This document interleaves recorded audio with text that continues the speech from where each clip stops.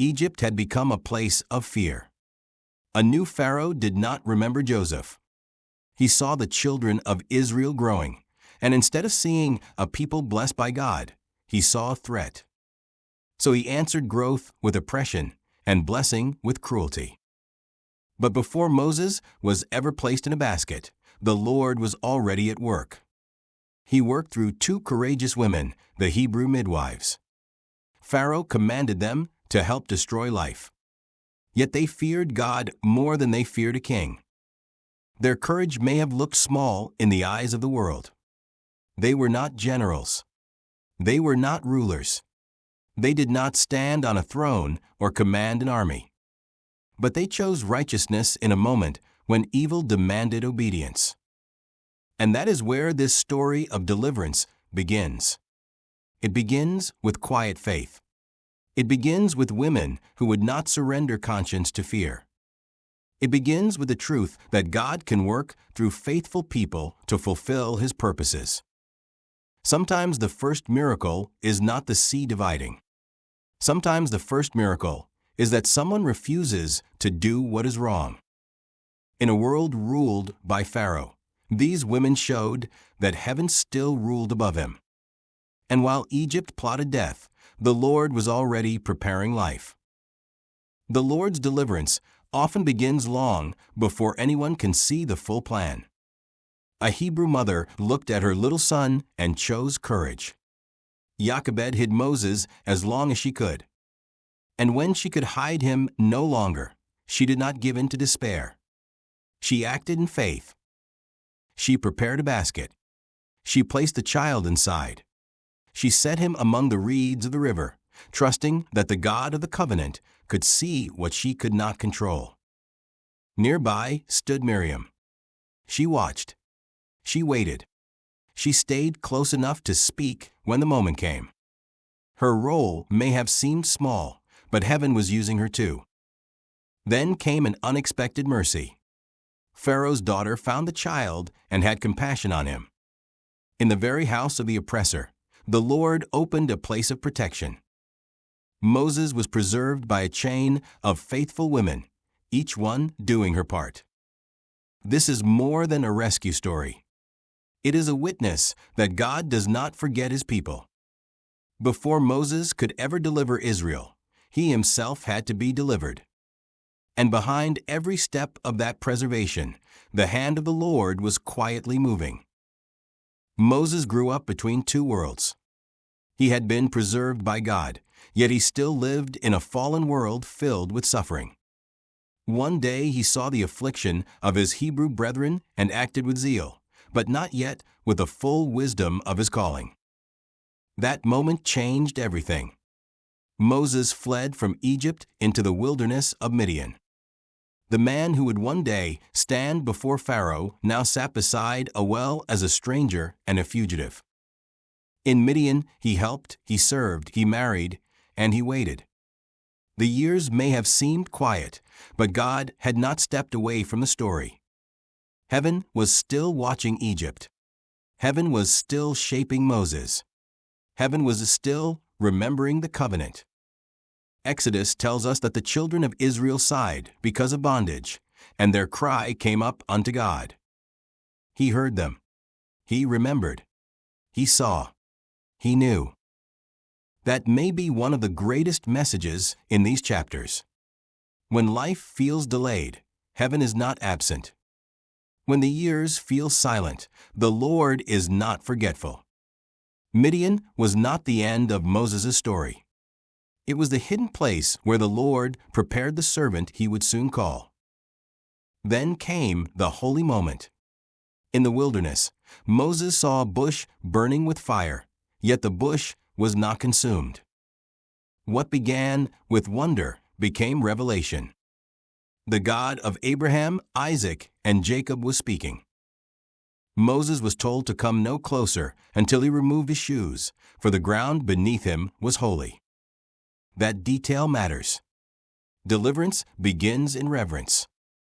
Before Moses could stand before Pharaoh, he first had to bow before God. The Lord declared that He had seen the affliction of His people. He had heard their cry. He knew their sorrows. And he had come down to deliver them. But when the call came, Moses felt weakness, not greatness. "Who am I," he asked in effect, "that I should go?" He worried about unbelief. He worried about his own ability. He felt inadequate for the work. Yet the Lord did not choose Moses because Moses felt strong. The Lord chose Moses because the Lord is strong. Again and again, God answered concern with promise. "I will be with thee." That is still the pattern of discipleship. When the Lord asks us to do something hard, He also gives power to people He calls. At last Moses and Aaron stood before Pharaoh with the word of the Lord. But obedience did not bring instant relief. It brought resistance. It brought mockery. It brought heavier burdens upon the people. Suddenly the path of faith looked harder, not easier. Israel suffered more. Moses was discouraged. The people were crushed in spirit. This is one of the most honest parts of Exodus. Sometimes we do the will of God, and things seem to get worse before they get better. Sometimes sincere effort is followed by confusion. Sometimes courage is followed by pressure. But the Lord answered Moses with covenant language. He reminded him who He is. He reminded him what He had promised.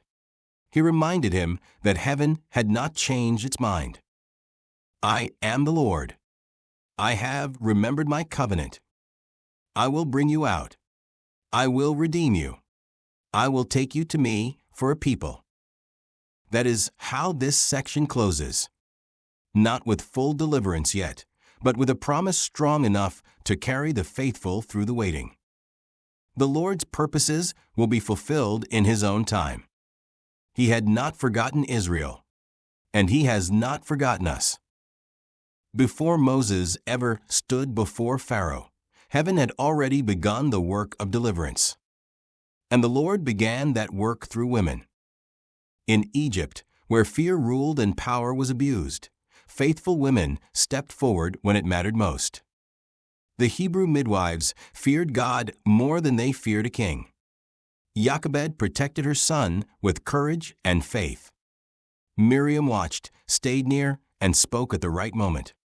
Pharaoh's daughter chose compassion in a world of cruelty. Each woman did something different.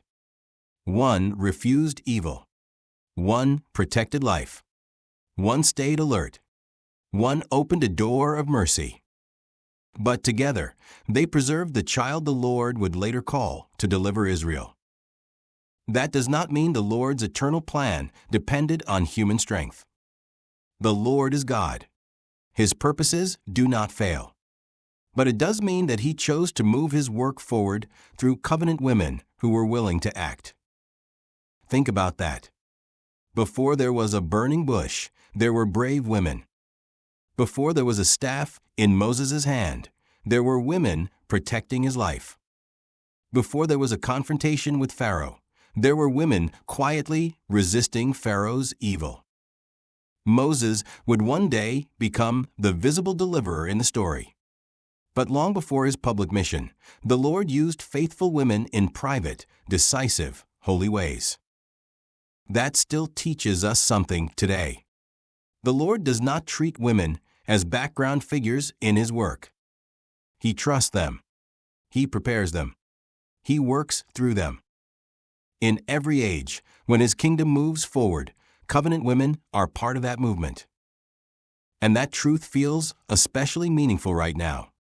In our own day, the First Presidency has broadened Sunday school leadership opportunities so that in a ward, a bishop may call either a man or a woman to serve as Sunday school president.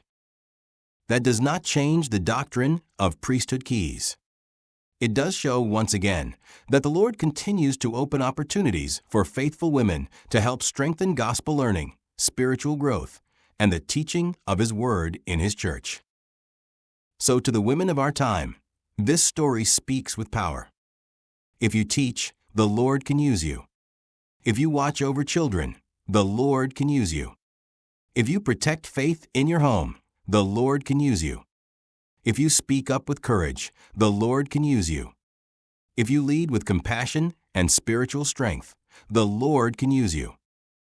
Not every calling will feel dramatic. Not every assignment will look large in the eyes of the world. But neither did standing in reeds. Neither did hiding a baby. Neither did refusing one wicked command. And yet heaven wrote those acts into sacred history. The women in Exodus remind us that some of the Lord's greatest work begins in quiet courage. It begins in holy instinct. It begins in faithful action. It begins when a woman sees danger, feels the Spirit, and chooses righteousness anyway. So this is not just a story about how Moses survived. It is a witness that the Lord had a work for these women too. Their names matter. Their courage matters. Their place in God's plan matters. And the same is true now. The Lord still has a great work for His daughters. He is still moving His kingdom forward through women of faith. He is still calling, trusting, strengthening, and magnifying them. In Exodus, faithful women helped preserve the deliverer. In our day, faithful women help prepare hearts to receive the deliverer, even Jesus Christ.